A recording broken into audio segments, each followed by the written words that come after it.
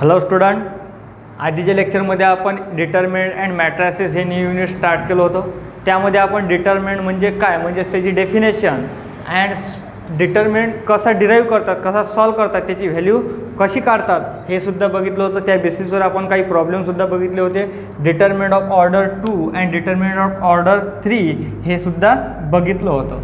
आज आपण new topic start करणार आहोत, minor and cofactor of a determinant. तर मायनर अँड कोफॅक्टर हे जनरली सेम राहतात. याच्यामध्ये एक रिलेशन आहे, कोफॅक्टर इक्वल्स टू, म्हणजे cofactor generally denoted by C and minor denoted by capital M. मग आता आपल्याला मायनर आणि कोफॅक्टर कशाचे काढावं लागतात, डिटर्मिनंट. डिटर्मिनंटमध्ये काय राहतात, एलिमेंट राहतात, एलिमेंट्स राहतात. Suppose consider element AIJ. Okay, एक एलिमेंट आपण कन्सिडर केला, कोणता, AIJ, की याची position I, here I denote करतो रो अँड जे डिनोट करतो कॉलम. ओके, मग आता डिटर्मिनंटमध्ये काय प्रेझेंट असतात, एलिमेंट असतात. ओके, तर ऑब्वियसली मायनर अँड कोफॅक्टर कसे राहतील, एलिमेंटचे राहतील. आपण कन्सिडर काय केला, AIJ. मग आता cofactor of AIJ and here minor of AIJ. Minor of AIJ generally denoted by capital MIJ and cofactor denoted by CIJ. आणि याच्यामध्ये एक रिलेशन आहे, CIJ equals to -1 power I plus J into MIJ. Okay, काय लिहिलं मी relation, CIJ म्हणजेच काय, cofactor of AIJ equals to -1 power I plus J into MIJ. MIJ काय असतो, मायनर ऑफ AIJ. हे जे रिलेशन आहे, हे रिलेशन म्हणजे डेफिनेशन ऑफ कोफॅक्टर. ही डेफिनेशन कशाची झाली, कोफॅक्टर ऑफ AIJची. हे डेफिनेशन कशाची झाली, कोफॅक्टर ऑफ AIJची. मग आता डेफिनेशन राहिली आपली मायनर ऑफ AIJ. हा डिनोटेड कशाने करतो आपण, कॅपिटल MIJ नी. ओके, मग हा मायनर ऑफ AIJ कसा मिळतो आपल्याला, ओके, हा मिळतो आपल्याला डिटर्मिनंटमधले एलिमेंट इलिमिनेट करून. Okay, consider a determinant capital A. Consider करू आपण एक डिटर्मिनंट कॅपिटल A, त्यामध्ये एलिमेंट कन्सिडर करू A11, A12, A13, A21, A22, A23, A31, A32, A33. हा एक आपण डिटर्मिनंट कन्सिडर केला ऑफ ऑर्डर 3. मी काय लिहिलं याच्यामध्ये, A11, A12, A13. हे A1 हा जो 11 आहे, 12 आहे, 13 आहे, 23 आहे, हे डिनोट करते याची पोझिशन, किंवा कोणत्या रोमध्ये आणि कोणत्या कॉलममध्ये आहे. तर आपल्याला बघायचा minor of AIJ. Minor of A11 काढू आपण आधी, मायनर ऑफ A11. तर M11 राहील. मग याची पोझिशन काय, first row first column. Minor काढताना ज्या एलिमेंटचा आपल्याला मायनर काढायचा आहे, तो एलिमेंटची पोझिशन चेक करायची आहे, ती तो कोणत्या पोझिशनमध्ये आहे, फर्स्ट रो फर्स्ट कॉलम. ते एलिमेंट निग्लेक्ट करायचे, तिथून डिलीट करायचे. जो रिमेनिंग डिटर्मिनंट आहे, हा डिटर्मिनंट हा इथं राईट करायचा. का आहे, A22, A23, A32, A33. Okay, हा झाला आपला minor of A11. Simple definition आहे. Minor of A11 equals to काय मिळते, A22, A23, A32, A33. म्हणजे काय केलं आपण, ज्या एलिमेंटचा मायनर काढायचा आहे, त्या एलिमेंट्स कोणत्या रोमध्ये आणि कोणत्या कॉलममध्ये आहे हे चेक करायचं. नंतर तो रो आणि तो कॉलम निग्लेक्ट करायचा, कन्सिडर करायचा नाही आहे आपल्याला. जो रिमेनिंग डिटर्मिनंट राहतो, तो डिटर्मिनंटची व्हॅल्यू जे काही मिळेल आपल्याला, तो झाला त्या एलिमेंटचा मायनर. ओके, तर याची एक आपल्याला डेफिनेशन मिळते. डेफिनेशन कशी मिळते, सिम्पल, जे आपण राईट केलं, ज्या मेथडने आपण मायनर काढला, तेच आपल्याला सेंटेन्समध्ये राईट करायचं आहे. तर काय मिळेल, minor of AIJ, is defined as the determinant obtained by eliminating the ith row and jth column of A. The determinant, लक्ष द्या, minor of Aij is defined as the determinant obtained by eliminating the ith row and jth column of A. Given जो determinant दिलेला आहे तुम्हाला त्यामधला ith row and jth column हा काय करायचा, इलिमिनेट करायचा. आफ्टर दॅट जो डिटर्मिनंट मिळेल त्याला काय म्हणतो आपण, minor of that element. Okay, definition तुम्हाला दिसेल स्क्रीनवरती, ते तुम्ही राईट करून घ्यायची. ओके, हे झाली आपली मायनर अँड कोफॅक्टरची डेफिनेशन. नेक्स्ट टॉपिक आहे आपला expansion of a determinant by using minor and cofactors in a row and column. Okay, तर त्यामध्ये consider a determinant capital A equals to A11, A12, A13, A21, A22, A23, A31, A32, A33 हा एक आपण determinant consider केला. Okay, आता heading काय आहे आपलं, expansion of a determinant by using minor and cofactor in a row and column. Okay, मायनर आणि कोफॅक्टर कशामधले, रो अँड कॉलममधले. याचं एक एक्सपान्शन आहे, म्हणजे आपण डिटर्मिनंटची व्हॅल्यू फाइंड केली आपण आधीच्या लेक्चरमध्ये. आता सपोज आपल्याला याची जर का व्हॅल्यू फाइंड करायची असेल तर काय लिहितो आपण, first along a first row केलं होतं आपण. ओके, तर फर्स्ट एलिमेंट A11 याला मल्टिप्लायमध्ये काय राहतो, A22, A23, A32, A33. Okay, minus A12 याला मल्टिप्लायमध्ये काय राहतो, A21, A23, A31, A33 plus A13 याला मल्टिप्लायमध्ये कोणता डिटर्मिनंट राहील मग, A21, A22, A31, A32. Okay, हे झालं आपलं expansion along a first row. काय आपण सर्वात आधी डेफिनेशन ज्या मेथडने लिहिली त्या बेसिसवर आपण एक्सपान्शन केलं होतं, ते आपलं या प्रकारचं काही होतं. ओके, तर आता आपल्याला बघायचं आहे expansion of a determinant by using minor and cofactors in row and column. Okay, in row and column. Okay, तर आता आपल्याला बघायचं आहे एक्सपान्शन कोणत्या मेथडनी, मायनर अँड कोफॅक्टर. ओके, तर आपण आता याच्यामध्ये A11चा मायनर काढू. A11 equals to minor of A11, minor of A11 equals to काय राहील, M11 इक्वल्स टू काय मिळेल, काय मिळते, मायनर ऑफ A11 हा जो रोमध्ये आहे फर्स्ट रो आणि फर्स्ट कॉलम एलिमिनेट करायचा, जो डिटर्मिनंट मिळेल तो A22, A23, A32, A33. Got it, हा झाला minor of A11. Similarly cofactor of A11 equals to C11 equals to काय मिळतो, -1 पॉवर I प्लस J. आता I आणि J ची व्हॅल्यू काय आहे इथं, 1 + 1, 1 + 1 इंटू काय राहतो, M11 equals to -1 power 1 + 1 2 into M11 equals to काय राहते, -1चा स्क्वेअर काय राहतो, -1चा स्क्वेअर 1 इंटू M11 म्हणजेच काय, M11. Okay, cofactor of A11 equals to काय राहते, M11. मग आता याच्यामध्ये इक्वल्स टू हा A11 as it is into M11ची व्हॅल्यू काय, A22, A23, A32, A33. A22 A23 A32 A33 म्हणजे या पार्टच्या ठिकाणी या डिटर्मिनंटच्या ठिकाणी आपण काय राईट करणार M11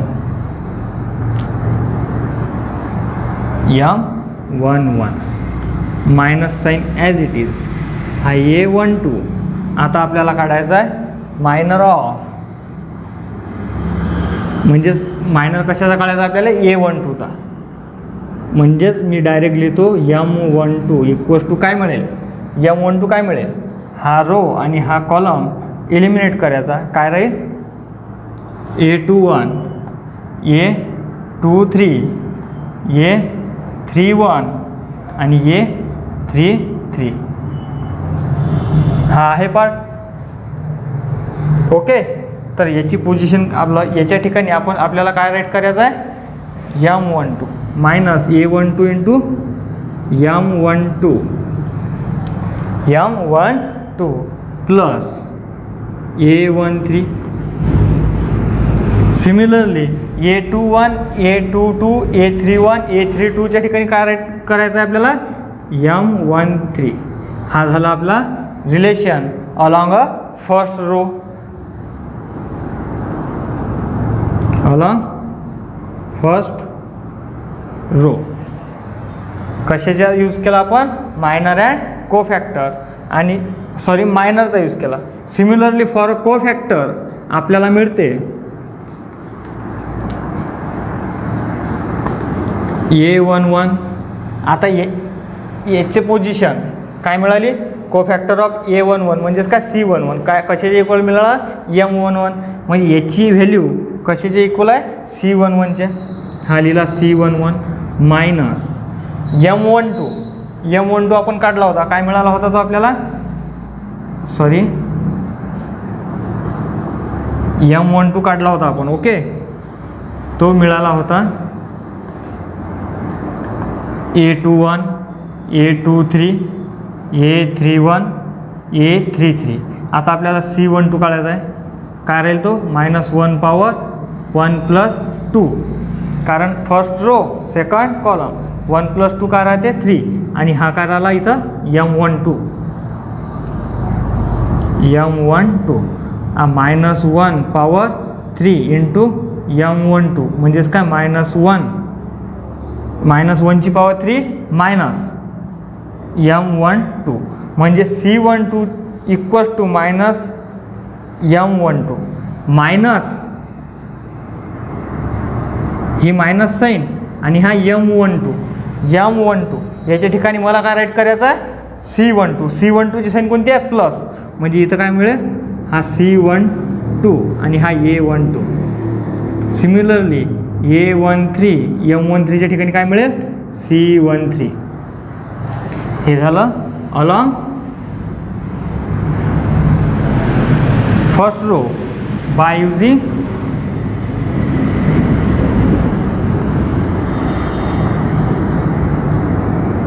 मायनर आणि हे झालं along first row by using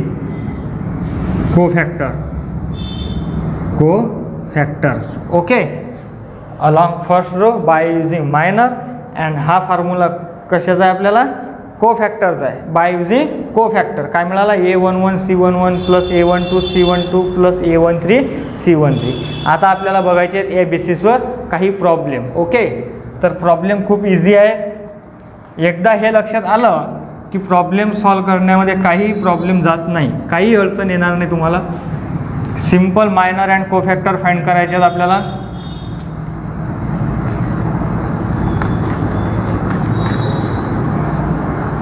खूप इंटरेस्टिंग युनिट आहे हे सेम हेच युनिट आपल्याला 12th मध्ये पण स्टडी करायचं आहे मॅट्रायसिस म्हणून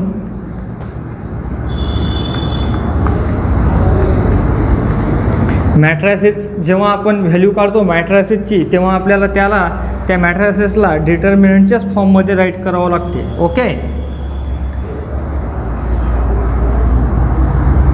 फर्स्ट एक्झाम्पल आहे आपलं question find minor and कोफॅक्टर.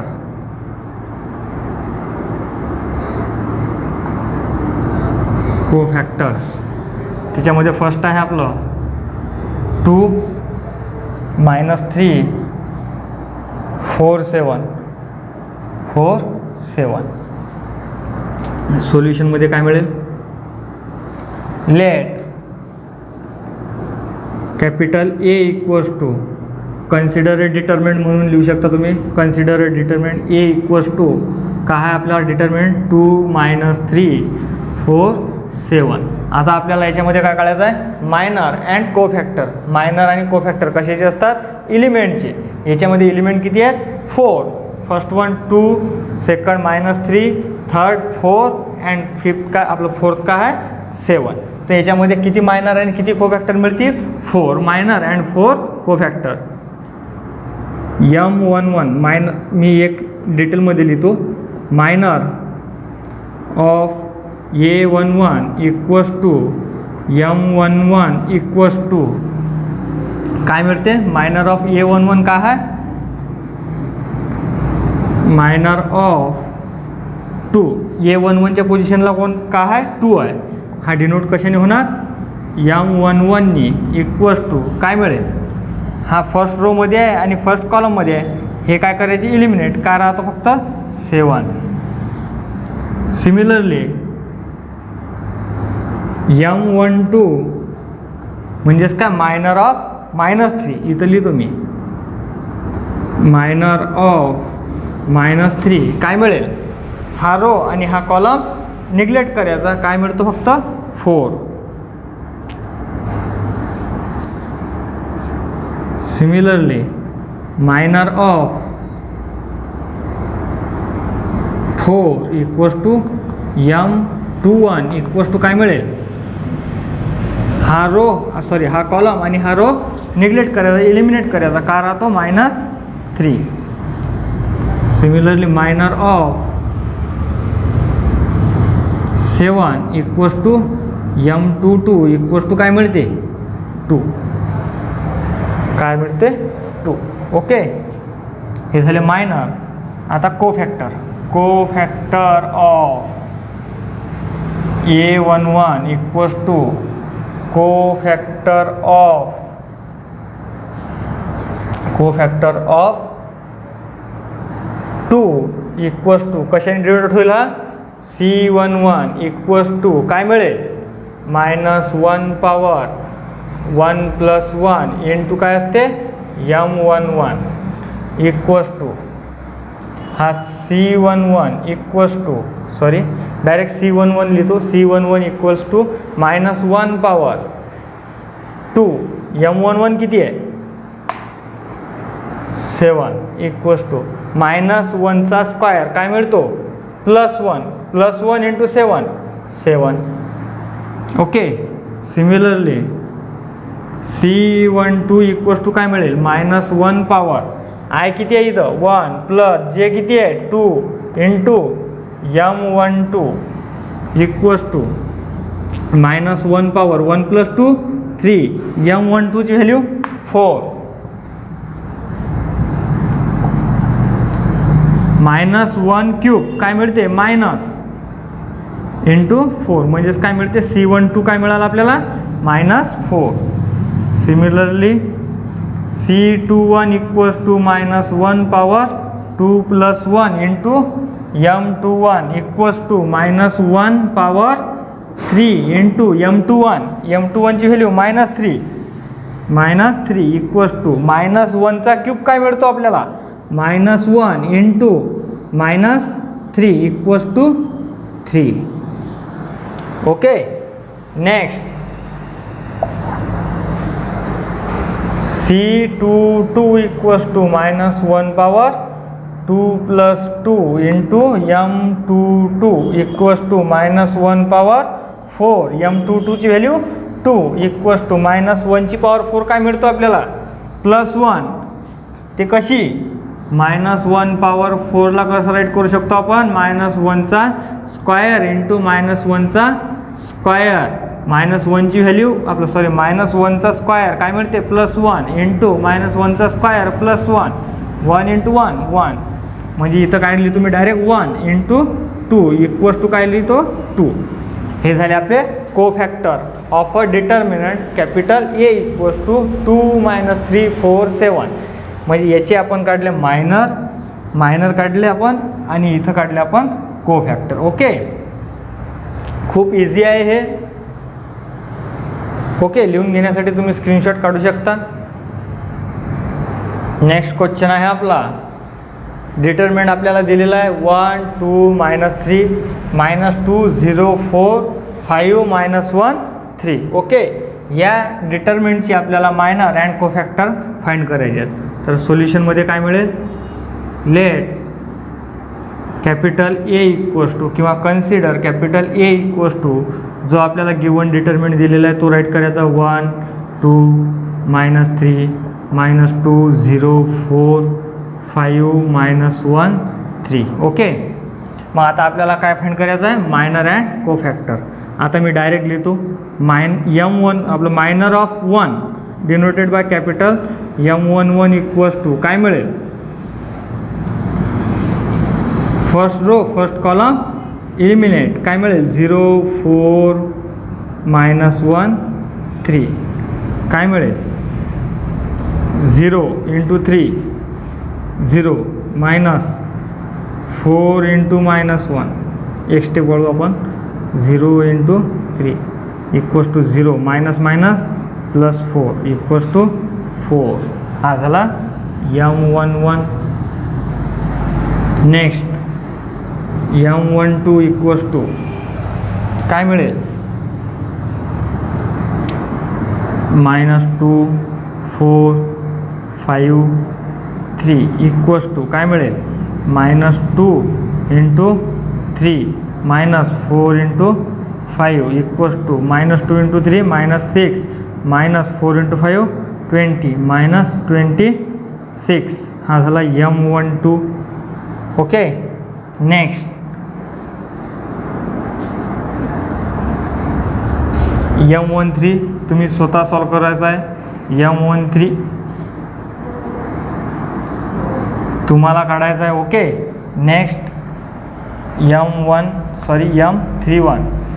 M31 equals to M31 म्हणजे हा जो नंबर आहे मायनर ऑफ 5 इक्वल्स टू काय मिळेल, हा फर्स्ट रो आपलं first column and third row eliminate काय मिळेल 2 -3 0 4 काय मिळेल मग 2 इंटू 4 8 -0 इक्वल्स टू 8. हा झाला मिळाला आपल्याला M31. ओके, हे झाले तुमचे मायनर. जे राहिलेले मायनर आहेत, राहिलेल्या एलिमेंटचे मायनर आहेत, जसं की M13 M21 M22 M23 M32 M33 हे तुम्हाला स्वतः कॅल्क्युलेट करायचे आहेत आणि त्याचे कोफॅक्टरसुद्धा तुम्हाला स्वतःच फाइंड करायचे आहेत. ओके, जे आपण काढले त्याचे कोफॅक्टर मी इथं राईट करतो. C11 equals to -1 power 1 + 1 2 into M11 काय राहतो इक्वल्स टू -1 पॉवर -1 चा स्क्वेअर +1 इंटू M11 ची व्हॅल्यू 4. C12 इक्वल्स टू काय मिळालं आपल्याला -1 power 3 into -26 equals to -26. Similarly M1 आपलं C13 तुम्हाला कॅल्क्युलेट करायचं आहे. C31 इक्वल्स टू काय मिळेल -1 पॉवर 4 आय किती आहे इथं 3 + J 1 3 + 1 4 इंटू काय मिळते M31 इक्वल्स टू -1 पॉवर 4 काय मिळते +1 आणि M31 ची व्हॅल्यू किती मिळाली 8. हे झाले तुमचे कोफॅक्टर.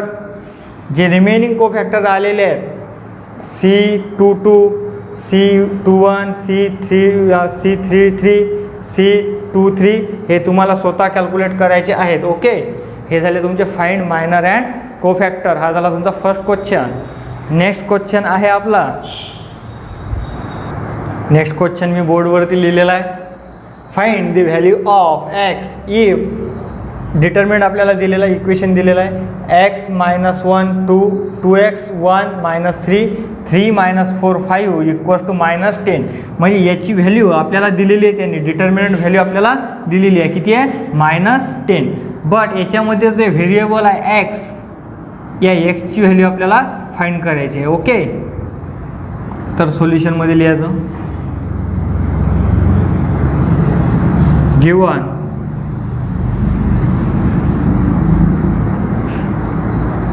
काय आहे आपल्याला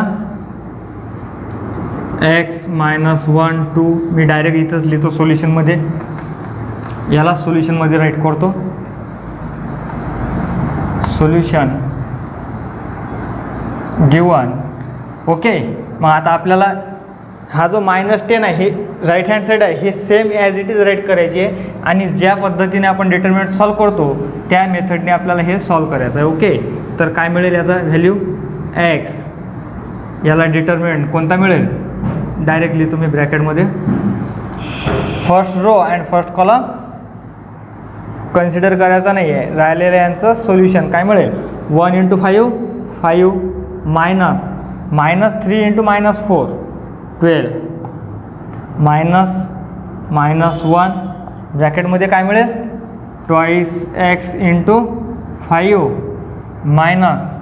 -3 × 3 प्लस 2 ॲज इट इज काय मिळेल 2x × -4 -1 × 3 इक्वल्स टू काय आहे -10. x काय मिळेल -12 प्लस 5 -12 -7 प्लस ब्रॅकेटमध्ये 10x प्लस 9 प्लस 2 ब्रॅकेटमध्ये -8x -3 इक्वल्स टू -10. करा multiplication -7x plus 10x plus 9 -16x -6 equals to -10. Got it. Next -7x -16x आणि प्लस 10x.